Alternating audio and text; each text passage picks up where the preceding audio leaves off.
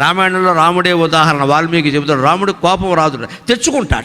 ఎందుకని తెచ్చుకోకపోతే పని అవ్వదండి. సుగ్రీవుడికి ఆయన మేలు చేశాడా లేదా, వాళ్ళని చంపాడా లేదా, అప్రతిష్ట కూడా భరించాడా లేదా? మరి సుగ్రీవుడు ప్రత్యుపకారం చెయ్యాలా వద్దా? వాడు వెళ్ళి శుభ్రంగా ఆవిడెవరు రోమన కాదు, తారను కూడా పెట్టుకుని సమస్త భోగాలు అనుభవిస్తూ 4 నెలల పాటు రాముడిని పట్టించుకోలే. మండదా?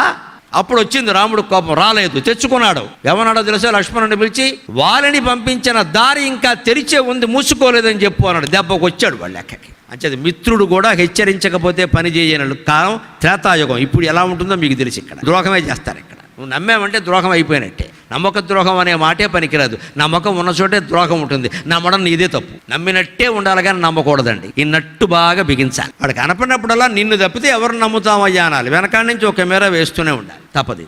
ఇంట్లో వాళ్ళ విషయంలోనే తప్పదు, బయట వాళ్ళ విషయం చెప్పక్కల. ఎవడు ఎప్పుడు ఎలా ఆలోచిస్తాడో, ఎవడు ఎప్పుడు ఏ రకంగా కొంప ముంచేస్తాడో తెలియదు.